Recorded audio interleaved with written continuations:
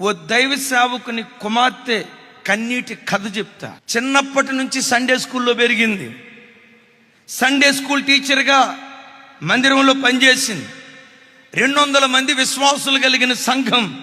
ఆ దైవజనుడికి 2-3 చోట్ల బ్రాంచ్ మందిరాలు ఉన్నాయి. ఆ కుమార్తె ఇంజనీరింగ్లో జాయిన్ అయింది. జాయిన్ అయిన తర్వాత అందరు అన్నారట, మాకు సెల్ ఫోన్ ఉంది, నీకుందా? ఆ రోజుల్లో సెల్ ఫోన్తో సబ్జెక్ట్ లేదు ఆ రోజుల్లో. కానీ అందరూ కొంటున్నారు కదని వాళ్ళ డాడీకి చెప్పింది, మనకెందుకమ్మా ఫోను, నీ పని ఏదో నువ్వు చూసుకోవచ్చు కదా. అట్లా కాదు డాడీ, అందరూ సెల్ ఫోన్తో వెళ్తూ ఉంటే నా చేతిలో సెల్ ఫోన్ లేకపోతే నా పరువు పోతుంది డాడీ, నన్ను చిన్న చూపు చూస్తున్నారు డాడీ అని అందండి. మొత్తానికి సెల్ ఫోన్ కొనిచ్చారు.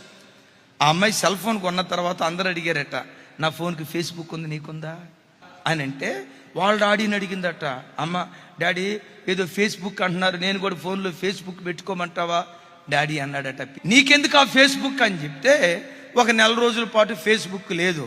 ఈలోపు వాళ్ళు వీళ్ళు రేపారు. ఎందుకంటే చెడిపోయిన కోతి ఎక్కడున్నా వనమంతా జడగొట్టండి, దానికి నిద్ర పట్టదు. ఈ అమ్మాయి మొత్తానికి ఫేస్బుక్ పెట్టుకుందట. ఫోన్లో ఫేస్బుక్ పెట్టింది.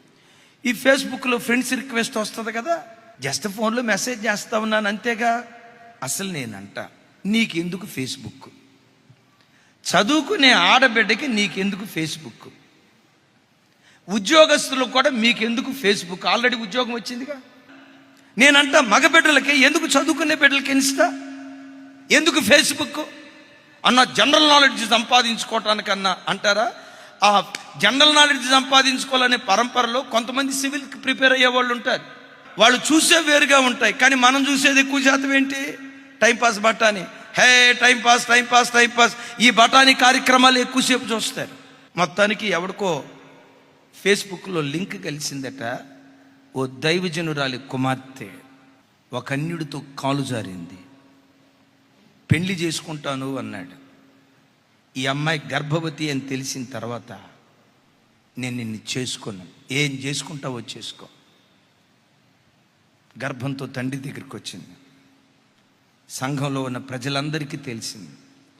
కూతురిని సరిగ్గా పెంచలేనివాడు సంఘాన్నే పెంచుతాడు. కూతురిని క్రమంగా పెంచలేనివాడు, క్రమంగా నడిపించలేనివాడు సంఘాన్ని ఏమి నడిపిస్తాడని సంఘం ఆయనకి విరోధం అయిపోయింది. కొంతమంది 200 మంది ఉన్న సంఘం 3 ముక్కలు అయిపోయింది. 2-3 బ్రాంచ్ సంఘాలు ఏమైపోయాయో తెలియదు.